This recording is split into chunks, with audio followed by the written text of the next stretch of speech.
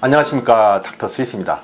오늘은 여드름 흉터가 왜 패여 있는지, 어떻게 패여 있는지에 대해서 설명을 해드리고, 그 패여 있는 치료 중에서 왜 여드름 흉터 필러가 대단한지에 대해서도 설명을 해드리겠습니다. 특히 전후 사진을 가지고 설명을 더 해드리도록 하겠습니다. 저희 병원에 여드름 흉터 환자, 특히 여드름 흉터 페인 환자들이 되게 많이 오는데요, 정말로 많은 다양한 치료를 하고 오세요.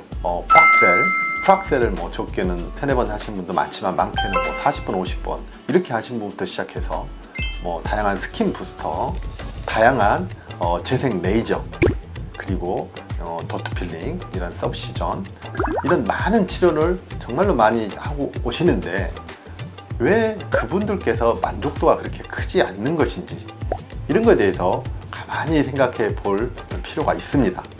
만족을 하지 못하고 오셨는데 왜 그러냐면, 여드름 흉터는 단순히 어떤 재생의 문제가 아니라는 거예요. 실제로 여드름 흉터 밑을 보면 아래 충분히 재생이 되어 있습니다. 섬유 조직이 충분히 많고 콜라겐도 충분히 많이 있어요. 단지 재생을 할 때 일렬로 재생을 못 시키는 거죠. 아래로 당겨지는 겁니다. 즉, 여드름 흉터는 아래 세포가 좀 늘어난다고 해서 올라오지 않는다는 거예요. 마치 우리가 찌그러진 주전자가 있는데, 이 찌그러진 주전자에 아무리 많은 물을 채워 넣는다고 해서 찌그러진 주전자가 펴지지 않는 거죠. 즉, 역부족이 되는 겁니다. 그에 맞게 충분히 주전자를 옆으로 눕혀서 망치로 때린다든가 이런 식으로 충분히 힘을 줘야지만이 펴지는 거예요.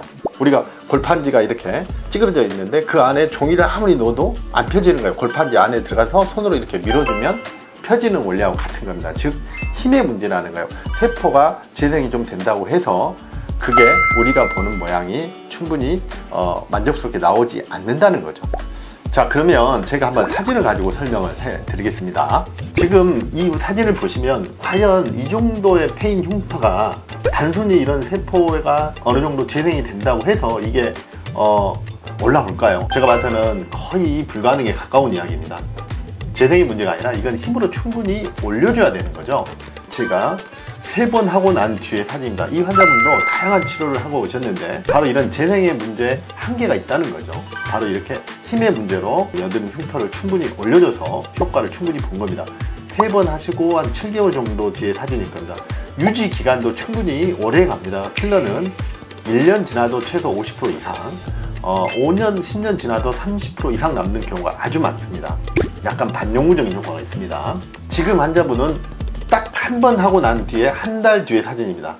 정말로 보면은 이게 단순히 우리가 어떤 재생의 개념으로 해서 이렇게 절대 될 수가 없는 거고, 이런 들어가 있는, 당겨져 있는 걸 갖다 충분히 펴주는 이런 힘의 원리로 해서 해야지만이 이런 흉터가 좋아진다는 거예요. 자, 마지막 사진도 보시면 여드름 흉터, 페인 흉터, 롤링성 흉터인데 단 한 번 하고 난 한 달 뒤의 사진입니다. 자, 사진 설명은 다 끝났고요. 이렇게 여드름에 롤링성 흉터나 적어도 탄력이 좋은 박스형 흉터, 이런 경우는 필러를 대체할 만한 게 제 개인적인 생각으로서는 거의 없습니다. 월등히 뛰어난 치료입니다. 그리고 이제 모공성 흉터는 바로 이렇게 힘을 받지 못하기 때문에 실은 필러뿐만 아니라 어떤 치료를 해도 한계가 있는 건 사실이에요. 저는 이제 주베룩 정도로 해서 약간 전체적으로 치료를 많이 합니다만, 모공성 흉터는 좀 한계가 있다, 이렇게 알고 계시면 되고요. 바로 이런 롤링성 흉터나 다음에 박스형 흉터에는 여드름 흉터 필러가 아주 월등히 뛰어나다. 네, 닥터 스위스였습니다. 감사합니다.